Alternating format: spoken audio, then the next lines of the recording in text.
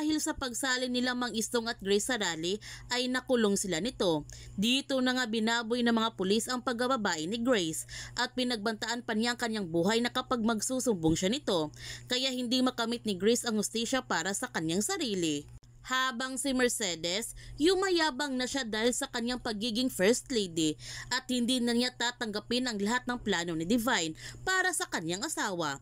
Dahil simula ngayon, siya na ang magbibigay ng schedule kay Rafael sapagkat siya naman ang first lady nito.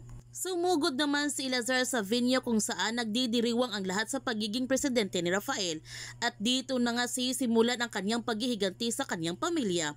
Isisiwalat niya ang lahat ng baho ng kanilang pamilya at pati na sa JSX. Hindi makakapayag si Lazar na siya lamang ang babagsak nito. Dapat kasali na rin ang kanyang pamilya. Gayunpaman, pumunta si Rafael sa bahay nila Mang Istong upang humingi ng tawad dahil hindi pa niya natupad ang kanyang ipinangako nito sa kanila. Pinagalitan naman ni Mang Istong si Rafael dahil pinaasa lamang sila nito at sinabi rin niya kay Rafael ang kababuyan na ginawa ng mga pulis kay Grace habang nakakulong sila.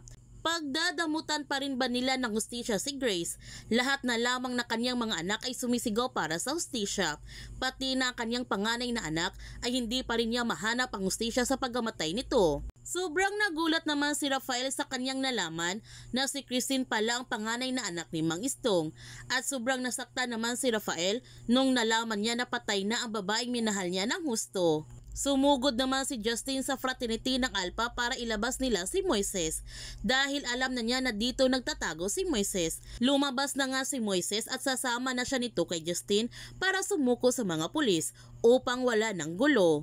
Kaya huwag natin palalapasin na kapanapanabik ng mga tagpo sa Pamilya Sagrado. Kung bago ka pa channel ko, don't forget to like, subscribe, and click notification bell para palagi kang updated sa mga videos in-upload ko. Thank you for watching and God bless to everyone.